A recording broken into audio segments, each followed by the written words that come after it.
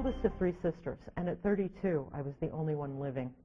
My sister Susie died of leukemia when she was 8, and I was 10. Our younger sister Sarah was 4 when Susie died. Sarah was born with a blood disorder called Costman's syndrome that's so rare it's only found in about 1 in every 2 million people. She wasn't expected to live past the age of 3 or 4.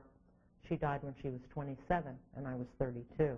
My parents moved to Atlanta in 1965 when my father, who was an attorney, took a job with the International Ladies Garment Workers Union. He came here because he saw parallels in the historical oppression of Jews and the goals of the Civil Rights Movement. He took me with him to Dr. Martin Luther King's funeral when I was 8 years old. My sisters and I were raised with the concept from the Pirkei Avot that asks, if I'm only for myself, what am I? As Jews, though, we learn that if you save one life, it's as if you save the world.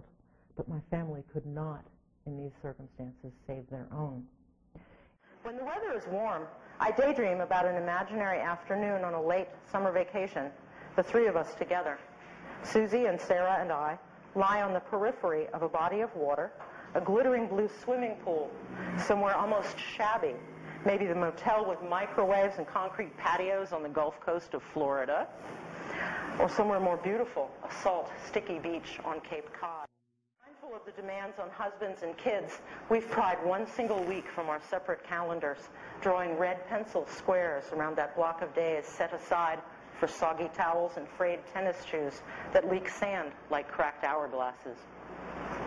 Each of us has had our share of bad love affairs, dropped out of school, gone back to school. We've traveled to Europe or out west. We've slung hash, gotten speeding tickets, gotten high, gotten married. We have children. Susie and Sarah and I are devoted to one another, even though we've made our homes in distant cities. Sarah might have studied art history or become a doctor, or a writer. She was surgically exact with words. Susie, who when she was 6 wanted to be a nurse, might have earned her doctorate in nursing. If she teaches, her students adore her.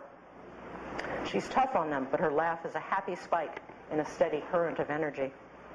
I haven't grown up to be the TV star I planned to be when I was 8, flipping my hair and practicing that girl's intoxicating smile. Ilya Kuryakin, the Russian secret agent from The Man from U.N.C.L.E., he didn't elope with me. Instead, I'm the sister grown up.